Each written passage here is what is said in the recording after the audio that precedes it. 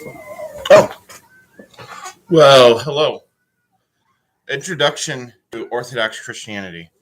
Orthodox Christianity is the life in faith of the Orthodox Church, inseparable from that concrete historic community and encompassing its entire way of life. As Father Peter Ayers puts it, an Orthodox ethos. The Orthodox Christian faith is that faith handed once to the saints, as professed and confessed in Jude 3. Passed on in holy tradition to the apostles by Jesus Christ, and then handed down from one generation to the next without addition or subtraction.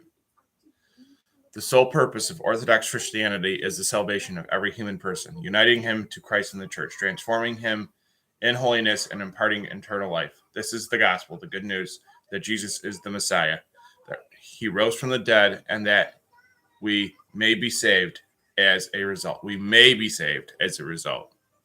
So remember, it's will. Will you believe in God? Will you turn to God?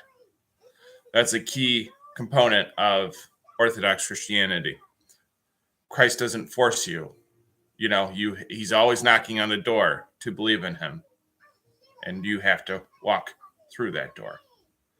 And it's the door on your heart. Or in your heart, I should say. But what points out to me is without addition or subtraction. Now, the addition was brought on later from the Great Schism.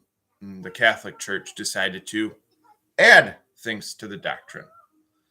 And then, from what I've learned with the subtraction portion of it, it's more so has to do with Protestantism. And they go down to something called sola scriptura. The other solas kind of even it out, which is great. And I'm not going to knock on those too much, right? But there's addition within Catholicism that brings many complications to it. And then there's that subtraction, which brings many complications to that. So there's not a really, as we like to say in Orthodoxy, a narrow path or some exercise of moderation.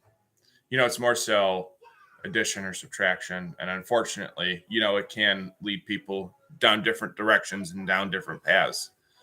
Whereas I found personally in the Orthodox Church, it's thought out. It's obviously the unchanged original truth. So that way, nothing can change what the church fathers said or change what the church has done because it existed. The church existed 300 years before a word of the Bible was ever written. So taking that into account, that's obviously important. But that's about it for this one. And just a nice quick little blurb on this.